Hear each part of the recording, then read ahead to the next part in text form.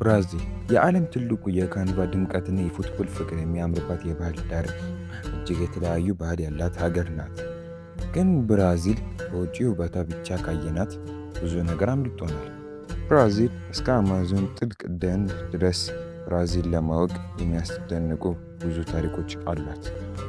ዛሬ ወደዚህ ልዩ ሀገር እንጓዝ።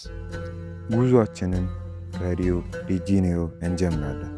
ይህችን ከተማ በአስደናቂ የባህል ዳርቻ፣ በተራራማ አቀማመጥ እና በታዋቂ ክርስቶስ አዳኙ ሐውልት ትታወቃለች። ከፍ ብለን ስንመለከት ባህል፣ ተራራና የከተማ ህንፃዎች በአንድ ቦታ የተገናኙ ይመስላሉ። ነገር ግን ሪዮ የሚታወቀው በተፈጥሮ ውበቷ ብቻ አይደለም። ሙዚቃ፣ ዳንስና ካርኒቫ የከተማው የህይወት አካል ናቸው። የብራዚል ሰዎች ባህሪ። ብራዚል በተለያዩ ባህሎች የተገነባች ሀገር ነች።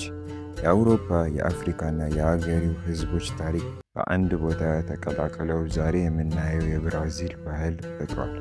ይህንን በሙዚቃዊና በምግቧ፣ በዳንሷ እና በየዕለቷ ሕይወቷ ውስጥ ይታያል። ብራዚል የምትታወቀው በሰዎቿ የደስታ መንፈስ እና በልዩ የህይወት አኗኗር ጭምር ነው። የብራዚል ሌላ ገጾች።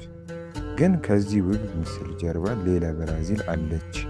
በአንዳንድ ከተሞች ድህነት፣ የገቢ ልዩነትና የወንጀል ችግሮች ይታያሉ።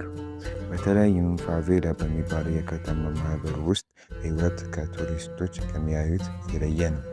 ስለዚህ ብራዚል ውብ ብቻ ሳትሆን ብዙ ተቃራኒ ገጾች የያዘች ሀገር ናት። አማዞን። አሁን ከከተማው ርቀን ወደ አማዞን እንጓዝ። አማዞን ከዓለም ትልቁ የዝናብ ደን አካባቢ ነው። ይህ ሰፊ የደን አካባቢ በሺዎች የሚቆጠሩ የእጽዋት፣ የእንስሳት ዝርያዎች መኖር ነው። ከእነዚህ ውስጥ የሚኖሩ አንዳንድ የሀገሬ ህዝቦች ከዘመናት በፊት ጀምሮ ከዚህ ተፈጥሮ ተስማምተው ኖረዋል። ነገር ግን ይህ ውብ ደን ዛሬ ከደን መመንመን ከሌሎችም የአካባቢ ጥናቶች ጋር ትግል ላይ ይገኛል። ታዲያ ብራዚል ምንድን ነች? የሚያምር ሰዎችና የባህል ዳርቻዎች ብቻ አይደለም።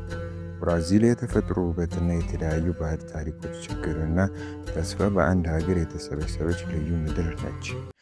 ከሪዮ የተሞላ የከተማ ህይወት እስከ አማዞን ጥልቅ ደን ድረስ ብራዚል ሁል ጊዜ ለማወቅ የሚያስገርም አዲስ ታሪክ ያላት ሀገር ነች። ብራዚል እንዲህ ነች። ከተመቻችሁ ላይክ፣ ሰብስክራይብ በማድረግ ቤተሰብ ይሁኑ።